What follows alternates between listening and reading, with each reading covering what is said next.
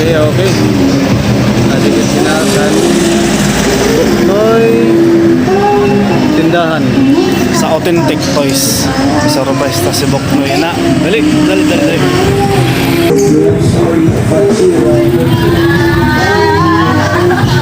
Mabay na kulop. Okay. Ada yung nakyan na kan Buknoy tindahan. Authentic Toys original. So, nano natin masisering? Nano man natin? Shoutout ngayon kan Buknoy Authentic Toys dito sa Navarro Street. Pakalas ka man lang. Kinsurprise ko siya kay partner siya maharam. Dito kayo din tindahan. Adio.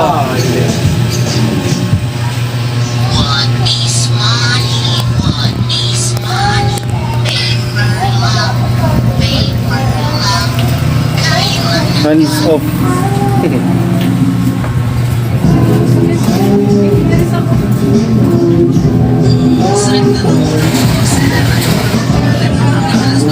Diba, kagrupa yun, One Piece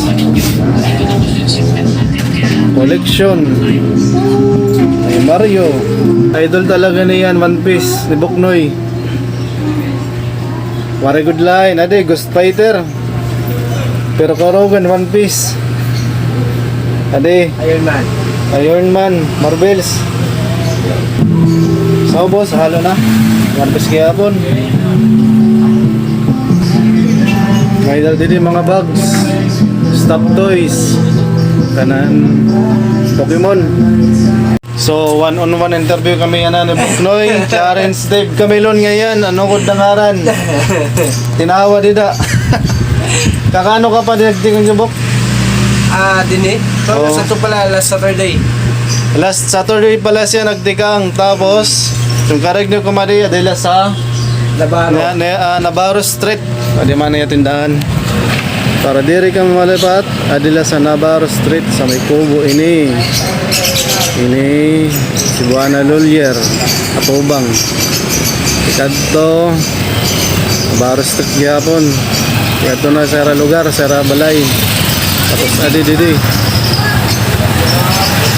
Dickies Toy Hub, Authentic Toy and collectible figures.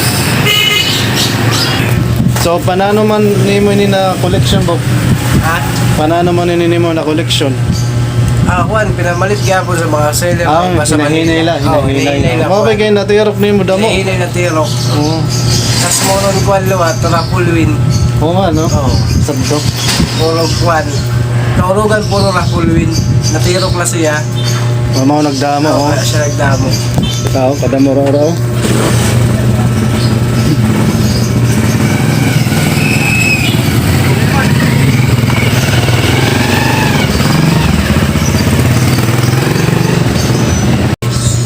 Okay, dinhin na lang akong pag vlog sa imo Bok. Salamat sa nimo interview. Salamat pagbisita. Okay.